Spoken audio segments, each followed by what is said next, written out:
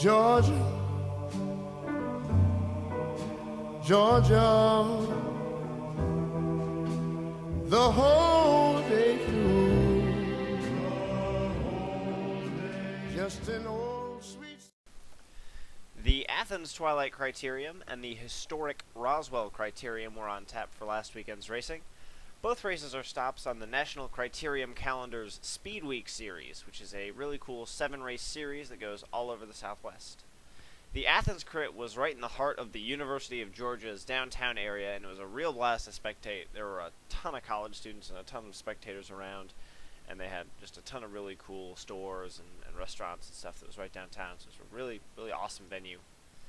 The weather conditions for the amateur races sort of left a little bit to be desired, as it was really wet and rainy. And in my experience, racing crits in the rain is a lot like smoking cigarettes. It looks pretty cool, but it's expensive and it will put you in an early grave. While sitting at the start line in the rain, riders' thoughts will wander from thinking about how waterproof their expensive computers actually are, planning out complex shortcuts from each corner to the wheel pit in case of a crash, or considering exactly how much they would sacrifice in prepaid race registration fees to ensure that all their skin remains attached to their bodies. In the 10 or 20 minutes before a race, I can't help but think, Bob, I got a bad feeling on this one, all right? I got a bad feeling.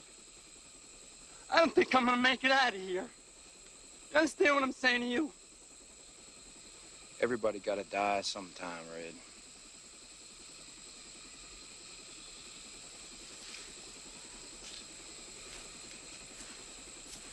Oh. The Athens Crit was a really, really popular event, especially for juniors who I think were attempting to win their way into the amateur final race, which was a second race held after the normal categorized races that you had to qualify for in your categorized race. So it was a mixed field from 1s through 4s, and they would take, X number of Cat 1s and 2s, and then X number of Cat 3s, and X number of Cat 4s, and all the categories. And they would take some of the highest placing people from those races, and they would all race together, which is a really, really cool idea. And obviously everybody wants to qualify for that, but I think the juniors were specifically targeting that more so than other people might have. But anyway, the course itself had an uphill finish and 4 right-hand turns.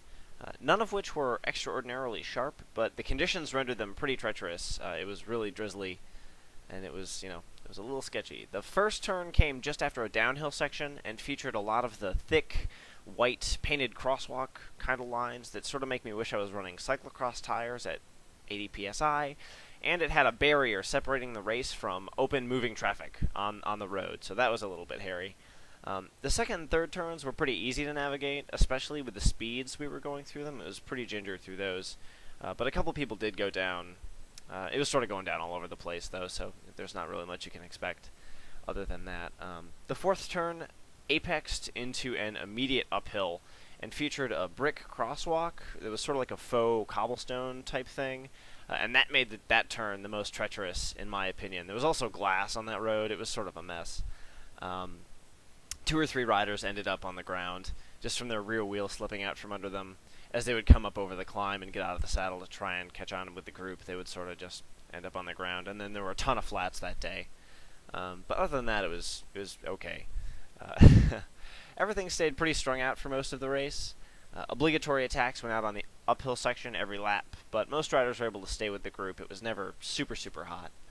And apart from riders surging up the outside to get near the front, no one stayed off the front or away. No real brakes went out or anything like that.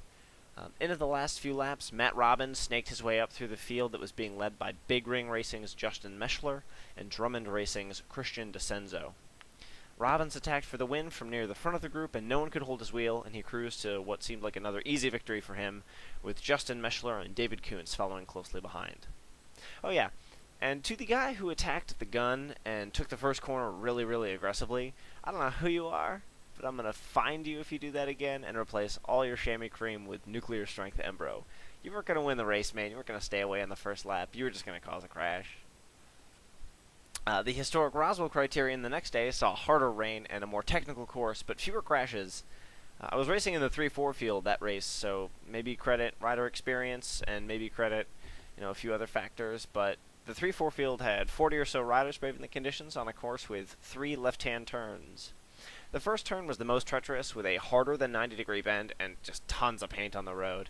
An uphill section on the back of the course led into the second and third turns, which came in close succession, and the third turn was the second most technical on the course for sure. It was really deceptively tight. It looked, when you were running into it, it looked like you had a ton of room, but you really didn't. The curb on the outside of the intersection really came out of nowhere and would seemingly just snatch you up if you took an outside line, so you really had to take an early apex there.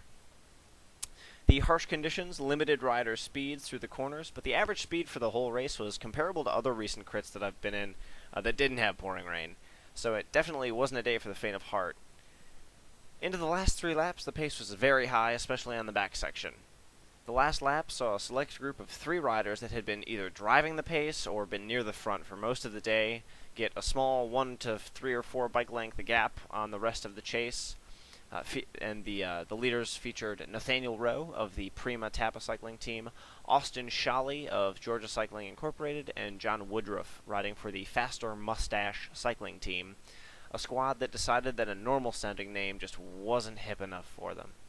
The principal tactic they used in the last lap involved keeping the pace high enough that no one could easily close the gap between the groups, but they never really attacked, and they never really got a huge, what I would consider a breakaway together. They were just a little bit off the front, and chasing riders in the group seemed to convince themselves that they would be able to jump the gap and just sprint past the riders that they would, I imagine, hope were burned out by the time the finish came around after the last turn in the finishing stretch. But without the ability to take an aggressive line without laying it down on the pavement, the lead group managed to stay to the finish, with Woodruff taking the win over Rowe, with Shawley in third.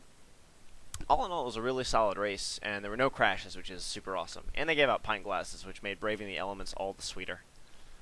I'm Jake Pratt of I Am Racing, and next time we talk about why ceramic bearings are mandatory when you ride the trainer. You gotta have them.